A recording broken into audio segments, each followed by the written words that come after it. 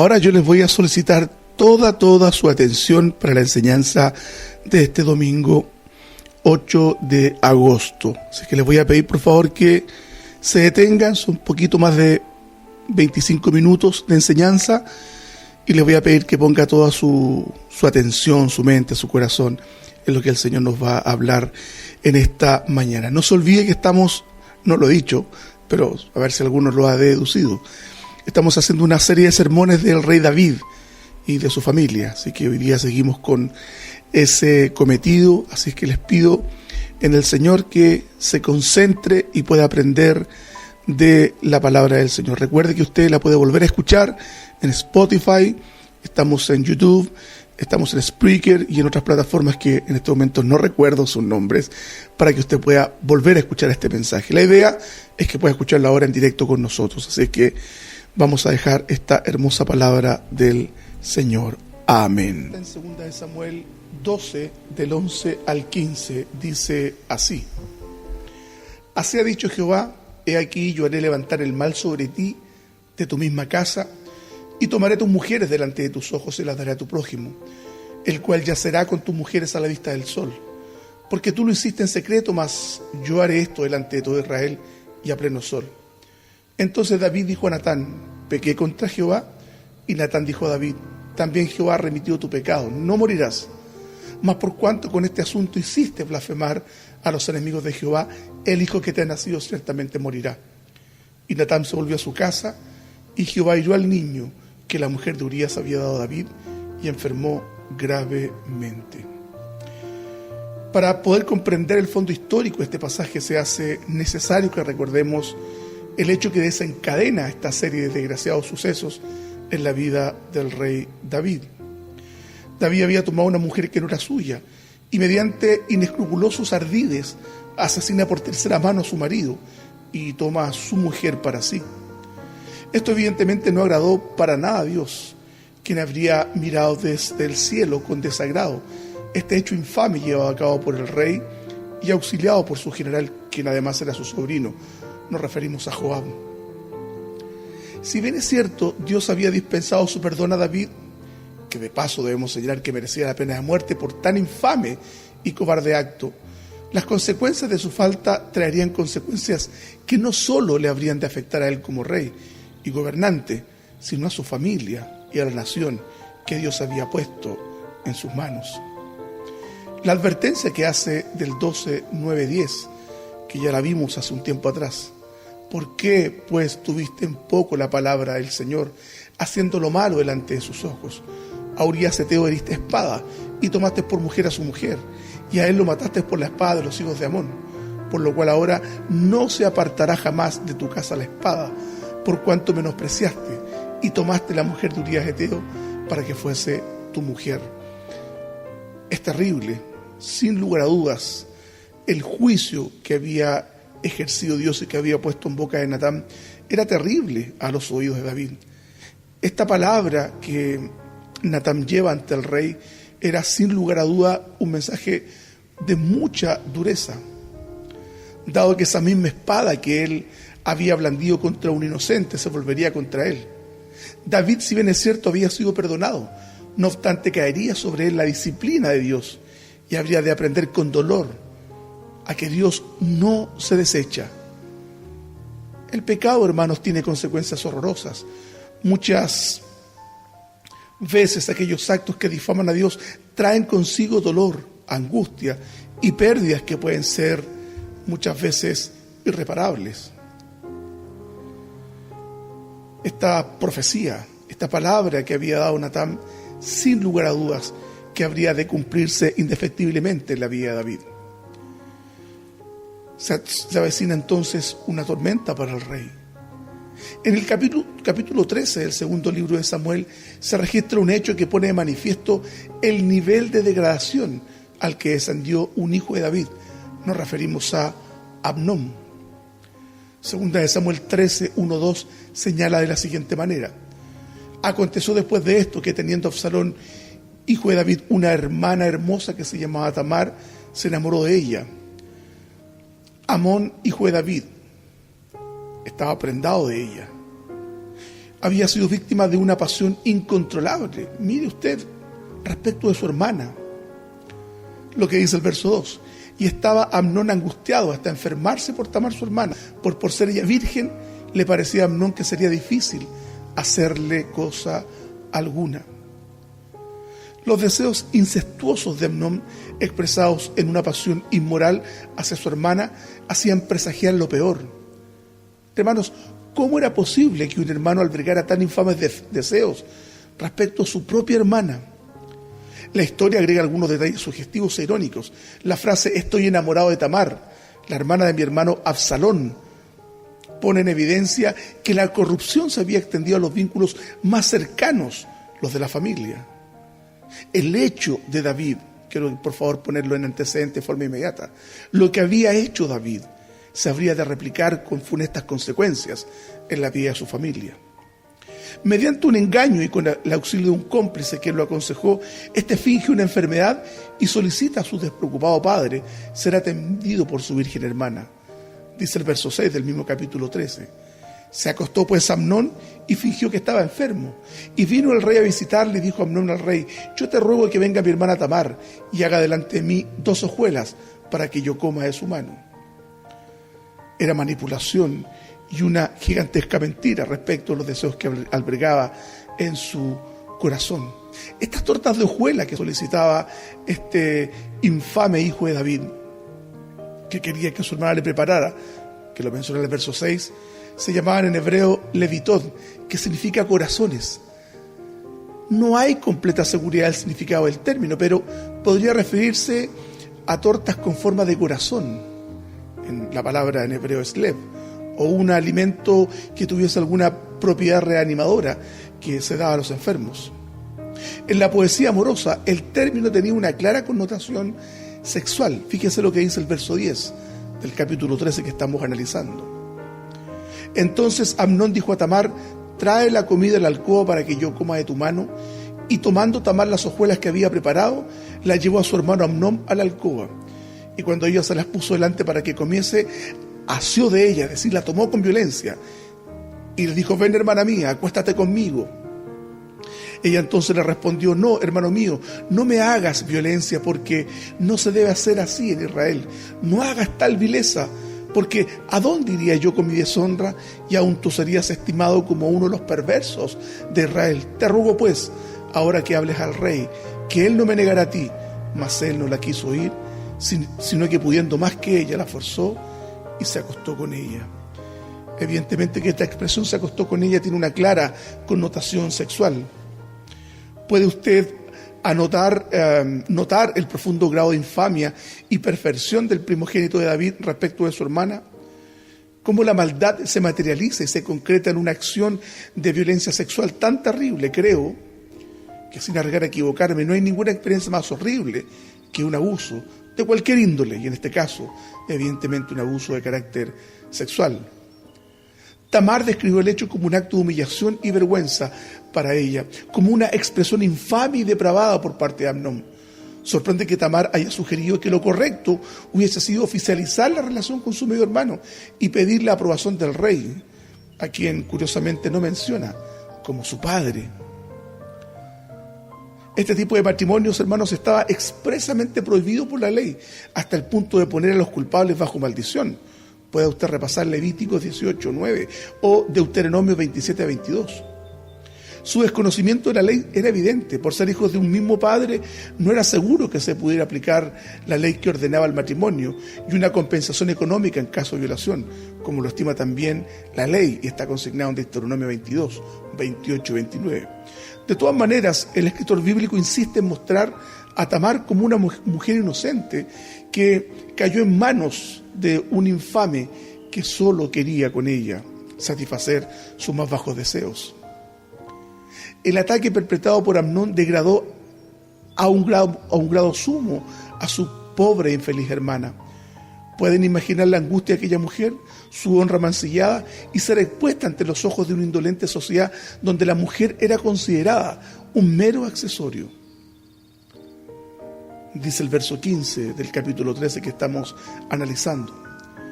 Luego la aborreció Amnón con tan gran aborrecimiento que el odio con que la aborreció fue mayor que el amor con que la había amado. Y le dijo a Amnón: levántate y vete.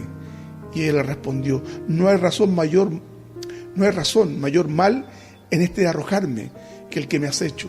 Mas él no la quiso ir, sino que llamando a su criado que le servía, le dijo: échame a esta fuera de aquí, y cierra tras ella la puerta. Versos 18. Y llevaba a ella un vestido de diversos colores, traje que vestían las hijas vírgenes de los reyes.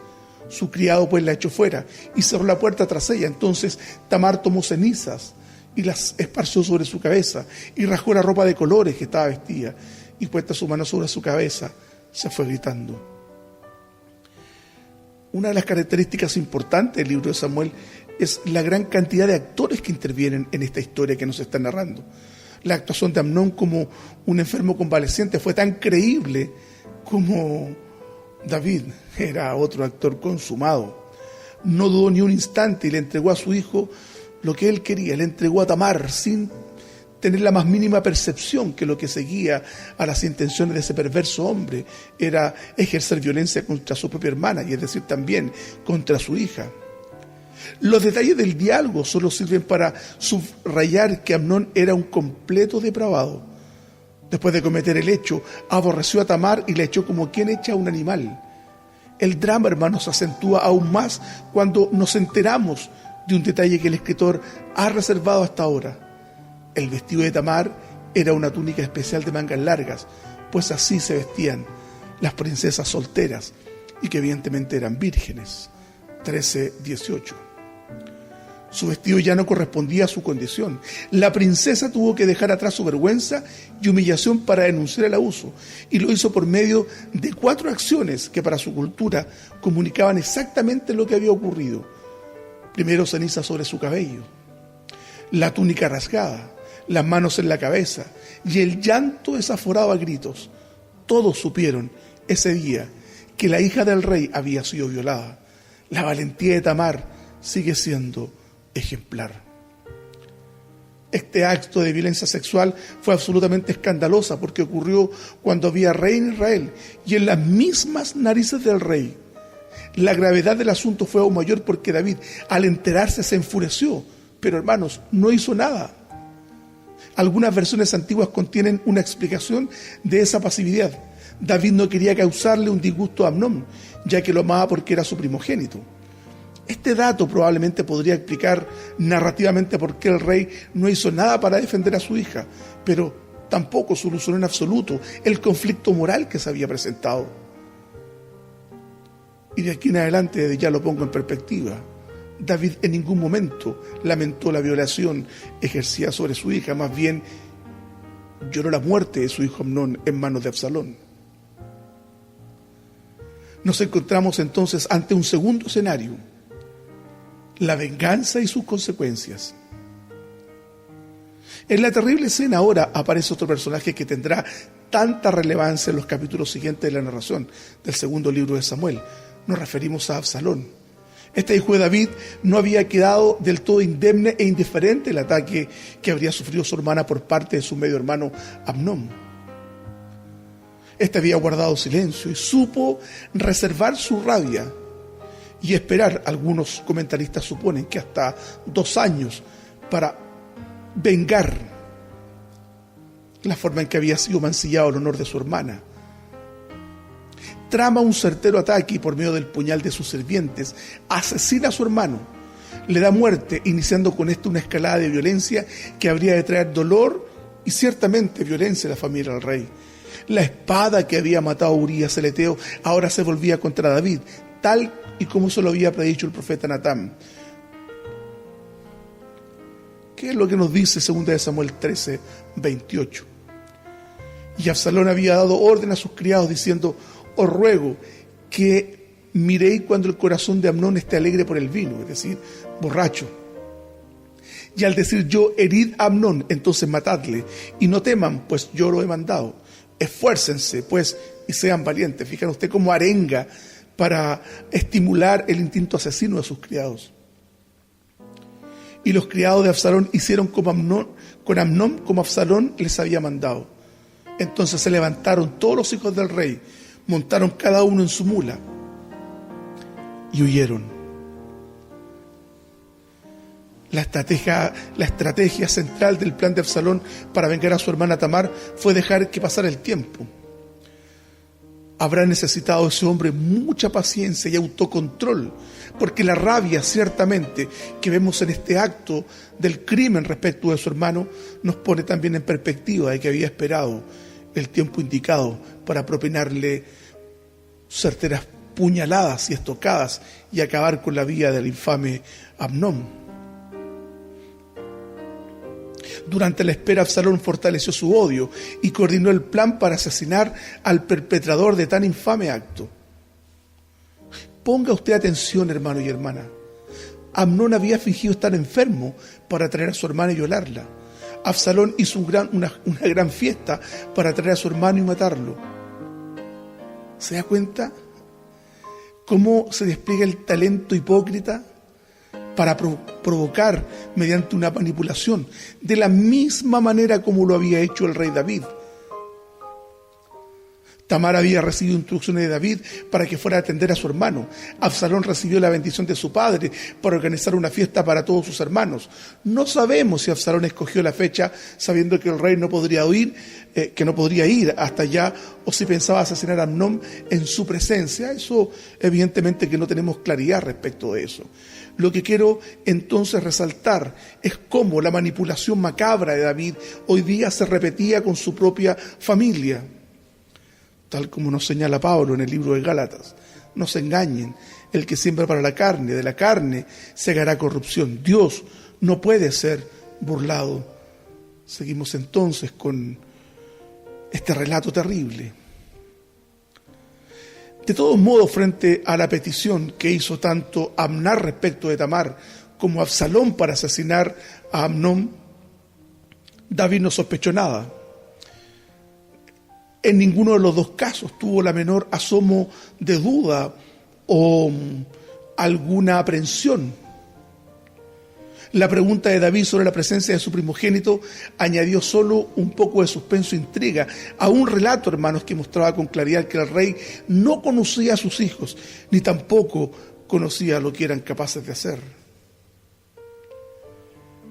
En mi vida como profesor, muchas veces, guardando las proporciones de la comparación, muchos padres ven a sus hijos como si estos fueran el epítome de la virtud y de las cualidades sobresalientes.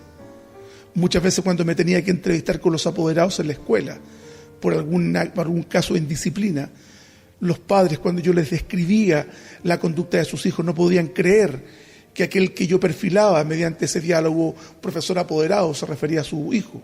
Y muchos de ellos me decían: no puedo creer que el niño que usted me describe es mi hijo. Algunos lo aceptaban y otros se rebelaban contra el diagnóstico que como docente yo tenía respecto de la conducta de sus hijos. El caso es que, de la misma forma como David no era capaz de ver lo malévolos que podrían ser sus hijos, de la misma manera nosotros muchas veces también apostamos tanto por nuestros hijos. Por eso que cuando ellos de pecado, parece que el mundo se nos viene abajo. Nuestras expectativas con ellos tienen que ser razonables y prudentes, tanto así que debemos entender que en ellos hay pecado y están expuestos también al pecado del mundo. El engaño y la mentira son los componentes de esta historia que estamos viendo de David, Amnón, Tamar, Absalón. Todas estas mentiras y estos componentes de esta historia no les son familiares. David de la misma manera mintió, manipuló y atrajo la ruina con sus actos infames. De la misma manera sus hijos se confabularon, mintieron, manipularon con tal de conseguir un fin. Toda la situación que David vivió con Betsabé, con Urías, lo estaba viviendo con sus hijos en este relato. Hermanos, la mentira es maligna. Quien miente está obligado a seguir mintiendo con el objeto de ir dándole sentido y realidad a la mentira inicial. Hay quienes aún siendo creyentes han mentido. Y no hablo de esas mentirillas nimias con las que muchas veces salimos al paso. Hablo de mentiras que podrían cambiar el estado de las cosas en una familia, en una relación, en el trabajo, en cualquiera sea el contexto.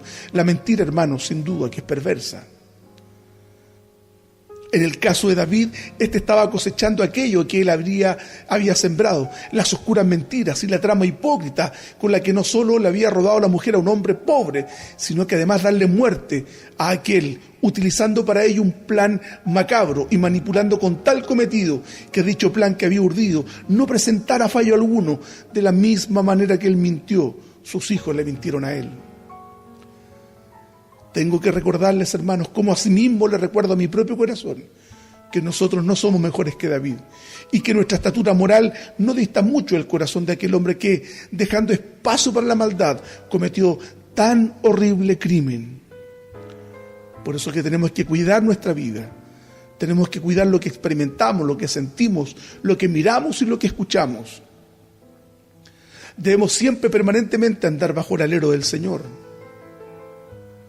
Lo peor de esta historia es que Dios fue el principal testigo de todos los hechos que se suscitaron y de la forma macabra en que el rey había urdido ese plan para privar la vida de un hombre honesto, fiel y arrebatarle con ello a su mujer. Hermanos y hermanas, cuando nosotros pecamos, hacemos el mal en cualquiera de sus formas, Dios es testigo de ello. Sería ingenuo pensar que cuando pecamos estamos revestidos de un manto de oscuridad que impide que Dios vea la maldad de nuestro corazón y de los actos que somos capaces de desprender de nuestro corazón oscuro. Nosotros muchas veces, si bien es cierto, no matamos o no hemos asesinado a nadie o no hemos cometido ningún crimen que pudiera parecer tan vil, pero eso no nos exonera del pecado que rodea nuestra vida y que permanentemente lidia dentro de nosotros con tal de hacer aquello que contradice la voluntad de Dios. Usted y yo somos dos pecadores que requerimos del auxilio permanente del Espíritu Santo para que guíe nuestros pasos en la santidad y en el amor radical a Dios. Con tristeza muchas veces compruebo que hemos devaluado el concepto de Dios y tenemos una idea equivocada acerca de Él. Porque si conociéramos de verdad quién es Dios y lo pensáramos en la dimensión bíblica, estaríamos permanentemente volcados ante Él buscando su misericordia, su amor y su verdad. El relato que hemos expuesto expone la miseria humana en todas sus dimensiones. La mentira, la venganza, la violencia y la lujuria están presentes en cada parte de este relato. ¿Qué puede enseñarnos este terrible relato que estamos viendo? Es que el pecado, si bien es cierto, recibe el perdón de nuestro Dios. Sus consecuencias pueden traer una miseria, traer dolor y traer quebranto. Tanto usted como yo hemos sido testigos de muchos creyentes que han descendido a lo más oscuro de la experiencia humana y de allí los ha rescatado Dios con amor, con dulzura y como un padre que se compadece de los dolores de aquellos que de pronto se creen dueños de sus actos y de sus vidas, ignorando con ello que nuestras vidas, nuestras almas y las bendiciones que obtenemos son solo la misericordia de Cristo. ¿Ha pecado usted? Quiero que sepa, hermano amado, que hay perdón en Cristo. Y por más oscuro que nos parezcan en la profundidad de nuestro corazón aquellos actos en los que hemos incurrido y hemos afrentado la misericordia y la santidad del Señor, debo recordarte las prerrogativas de la gracia que nos señalan que si pecamos tenemos un abogado que litigia por nosotros ante el Padre nuestro Señor Jesucristo. Dios perdonó el pecado de David, pero la espada no se apartó de su casa. Y esto es solo una parte de los padecimientos que él como rey tuvo que experimentar. La profecía funesta que lanzó Natán a los oídos del rey se cumplió inmediatamente cuando ese niño que había nacido murió por más que el rey rogó por él. Esto pone, hermanos, en evidencia el hecho de que muchas de nuestras oraciones, si bien es cierto, Dios las escucha. No podemos torcer su voluntad, por eso es que solo hemos de clamar a su misericordia y a su amor. Y decir como reza el Padre nuestro: hágase tu voluntad, así en la tierra como en el cielo. toda vez que nosotros pecamos, estemos preparados para las consecuencias que el pecado nos va a traer. Si usted miente, hermano, y si yo miento, hermano, en algún momento esa mentira se va a devolver en contra de nosotros. Si usted, hermano, tiene alguna mala costumbre, algún acto reñido con la moral cristiana, sepa ciertísimamente que de alguna forma y en algún momento ese pecado va a terminar por atraparlo y cobrarle a usted como víctima de su pecado. Debemos volvernos contra el Señor, con el Señor, perdón, no contra Él. Debemos volvernos al Señor y estar permanentemente bajo el alero de su cruz, de tal suerte que toda nuestra vida esté guiada por el Espíritu Santo. Hermanos amados, cuando nosotros sacamos a Dios de nuestra vida, vienen estas funestas consecuencias que hoy día les recordé, teniendo como protagonistas al rey David, a Amnón, a Tamar y a Absalón. El Señor les bendiga y que cada día podamos aprender de Dios, de su santidad, para servirle y amarle como solo Él lo merece.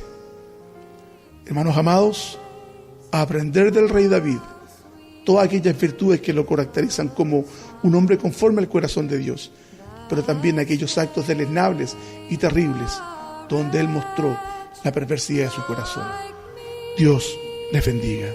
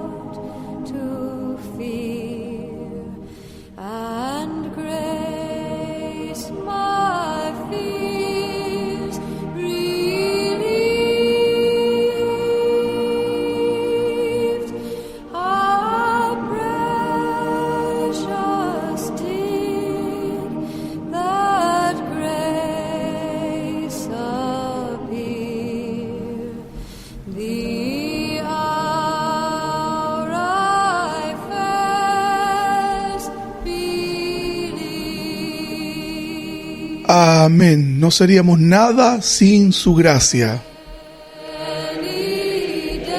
Nada seríamos sin la gracia de Cristo, créame. Ni usted ni yo. ¿Hay pecado en su vida? Sí. ¿Hay pecado en mi vida? Sí. Pongámoslo siempre ante la cruz de Cristo, porque eso nos garantizará caminar seguros en el Señor.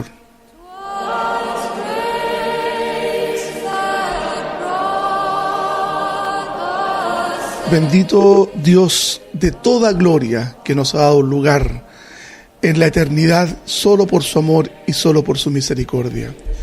Gracias por este tiempo que hemos compartido. Dios les bendiga a cada uno de ustedes, esperando que esta palabra haya hablado a sus corazones.